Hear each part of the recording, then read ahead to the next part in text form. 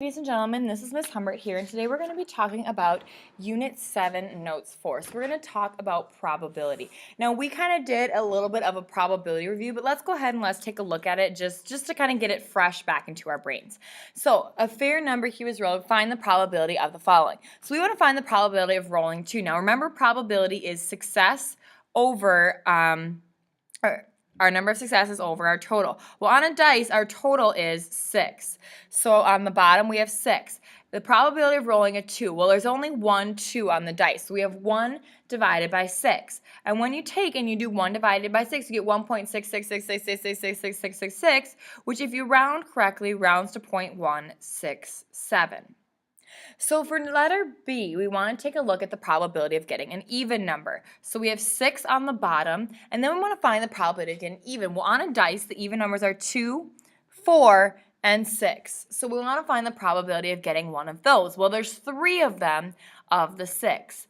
3 divided by 6 is going to give me 0.5. So there's a 50% chance of rolling an even number. Next, we want to take a look at the probability of getting a prime number. Well, prime numbers on the dice are 2, 3, and 5. Remember, a prime number is a number that can only be divided by itself and 1.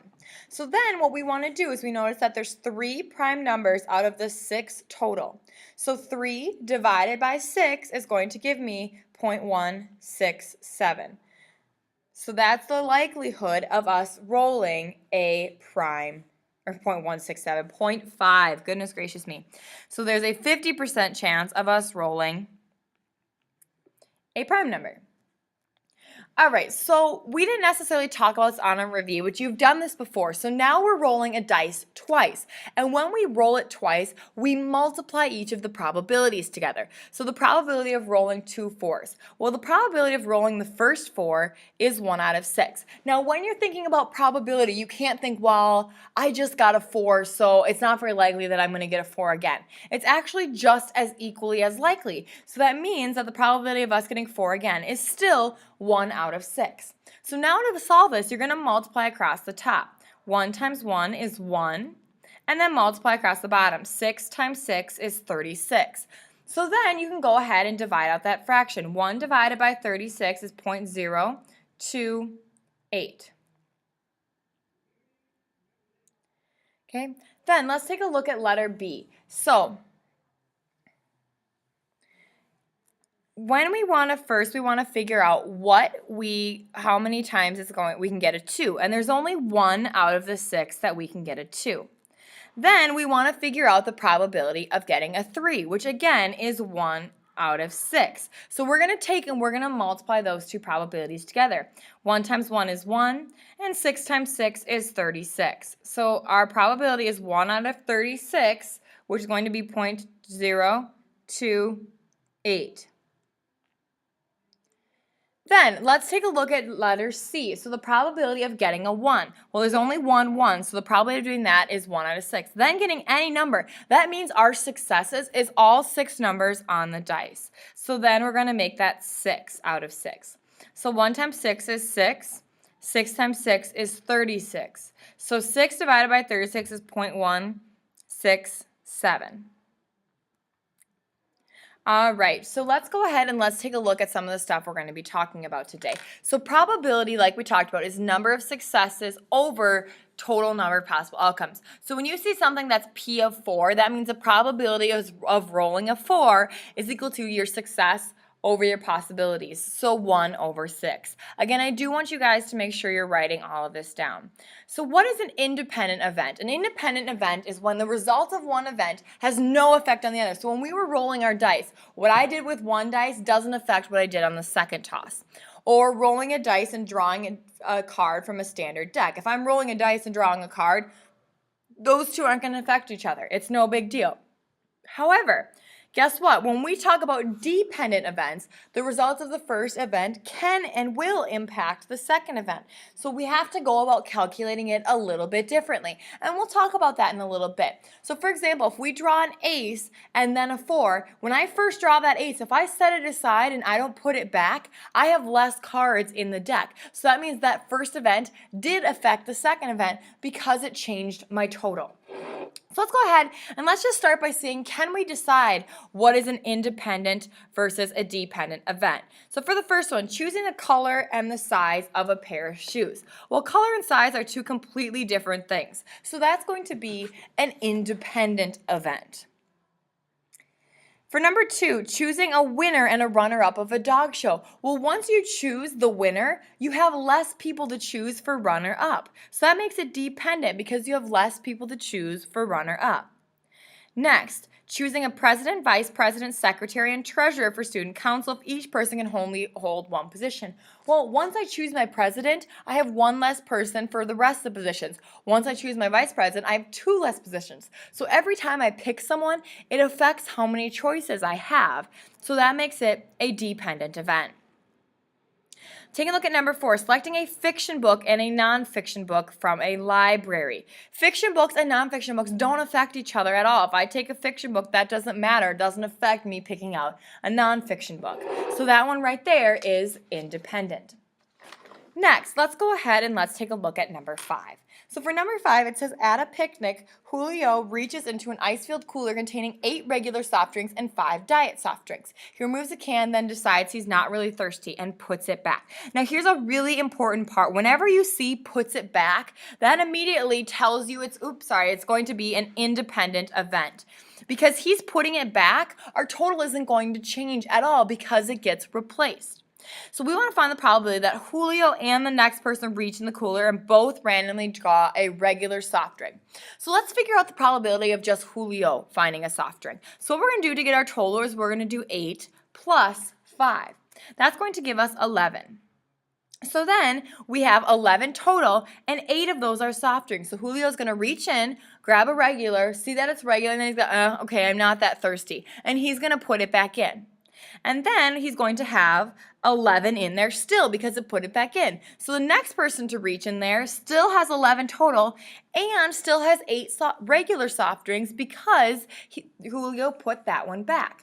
So now we want to multiply 8 times 8, which is 64, and 11 times 11, which is 121. So we're going to take and we're going to divide 64 divided by 121, which gives me 0.529. So there's a 52.9% chance that you draw a regular soft drink both times, which is actually pretty likely. It's more than half, right?